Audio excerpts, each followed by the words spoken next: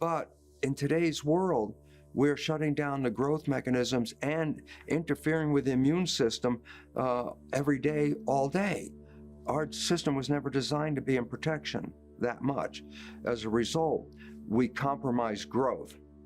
And the significance is stress shuts down growth and shuts down the immune system. When you shut both of those down, stress results in illness. How much illness? Over 90% of illness on this planet today is based on lifestyle and stress and not genetics. In fact, the story is genetics is responsible for a little less than 1% of disease. I go, well, why is it relevant? Well, okay, yes, less than 1% of the population can claim my ill health is because I have bad genes. Yeah, but what about the 90% of the population that is causing the healthcare crisis? It's like, it had nothing to do with the genes and everything to do with lifestyle and behavior. Relevance, those are things we can control. And so basically, we could eliminate the entire healthcare crisis on this planet when people wake up to the fact is, if they take back the power over their lives and stop responding to the media and the belief that everything is falling apart and we're all gonna die, you let go of that and you can recover your health right away. So the fact is, we are very powerful. It's only our belief. A belief is connected to chemistry. The chemistry of the brain is a translation of a belief. And so the relevance is, if you have a negative belief, then the chemistry that comes from that brain is not going to be positive and support your health. It's actually going to put you in a protection mode, which in fact walls you off from health. How powerful is belief? A person can be hypnotized. And I say, I'm going to touch you with a burning cigarette. And the hypnotist touches them with the finger like that. And within a couple of minutes, that individual will have a blister and a wheal and flare. And the idea was what? The belief that they got burned led to the blister. Obviously, the finger didn't cause the blister, the belief. And it didn't just get localized, the blister anywhere. It got specifically localized where you were touched. What's the point? The belief is so profound that it can create a blister from nothing more than the belief in a blister. And so focused that it didn't form the blister anywhere except where you actually touched it. Once you start to recognize that, you start to see how powerful belief is, it overrides the system, and how specific the belief is. And why this becomes important is because many of the diseases, like cancer, there's different kinds of cancer. And different parts of the body. It's like, it's not an accident or a coincidence that a cancer is in different parts of the body. It's related to the belief of those individuals where that cancer is going to show up. And so basically, we have to let people know how powerful they are, because their thoughts are going to take whatever that belief is and manifest it to become a reality, whether it's a belief of a blister or the idea of cancer. If you believe you're going to have cancer, you can create cancer. In fact, less than 10% of cancer is based on heredity. 90% of cancer is based on lifestyle and belief. So we have to give people back power. The system's unfortunately designed is to take advantage of people by disempowering them, by saying you have no control over these things, and therefore we are going to rescue you. You're a victim, and we, the pharmaceutical industry, is going to rescue you from this victimization. And the truth is this: if you're a victim, it's nothing more than a victim of your belief, and that you can change. If you have negative beliefs about life, if you have a belief that you're going to get a cancer even, or some disease, or that life isn't going to work out, well, that will be your manifestation. So the idea is, what beliefs do you want? What world do you want? And the relevance about that is, when you fall in love, for example, you want this love. And I say, and look how your life changed in a minute from falling in love from what it was before.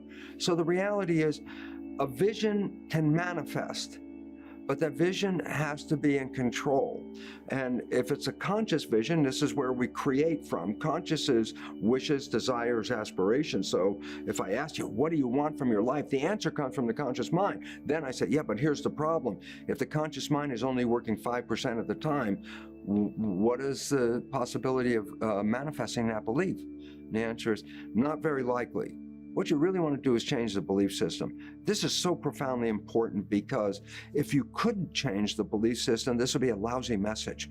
It would say, I'm sorry, your life is already programmed, you can't do anything about it. And the fact is, no, people change their beliefs. And when they change their beliefs, they empower themselves. And this is what is necessary for people to understand, because we have been systematically deprived of our power by saying, no, genes control your life. You don't control the genes. And when you believe that, then any story about your genes will now manifest because you bought the belief. Therefore, if we're going to have some kinds of negative thoughts, anything you do to disrupt those thoughts, to remove those thoughts, to replace them with positive thoughts, every one of those events has an opportunity to change the chemistry of your body, bringing it toward health.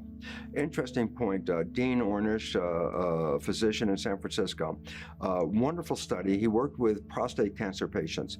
What he did is he split his patients into two groups.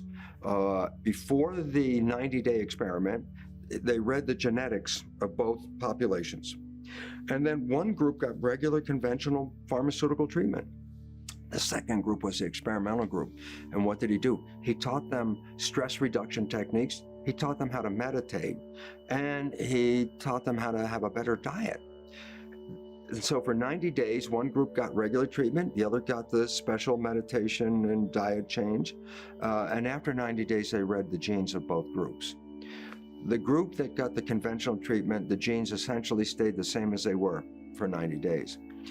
But the group that changed lifestyle, 500 genes changed their function in 90 days. Most of the genes were contributing to the cancer.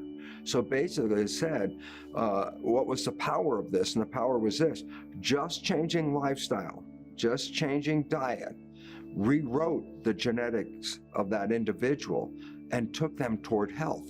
So basically it says you don't need to do all kinds of, hard things like change your chemistry and get injections and do all kinds of physical manipulation.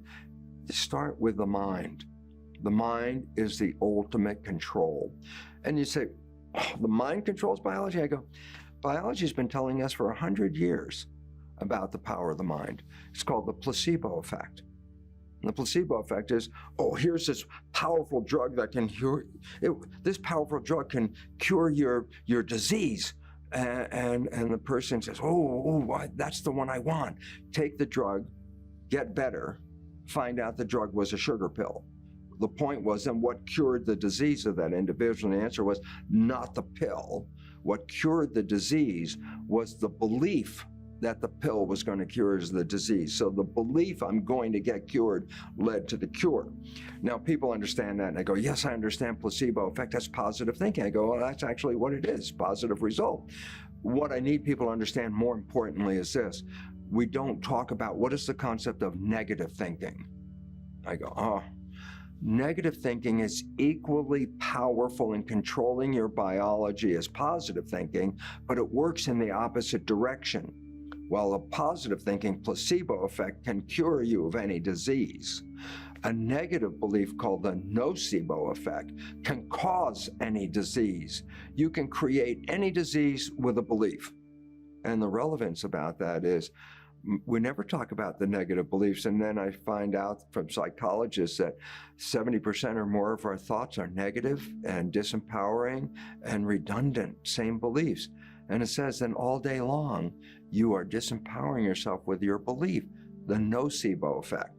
And since nobody's really aware of the nocebo effect, I think it's time for them to wake up and recognize, yeah, I know the positive thinking is very important, but boy, you should emphasize negative thinking is equally powerful, but works in the opposite direction from health.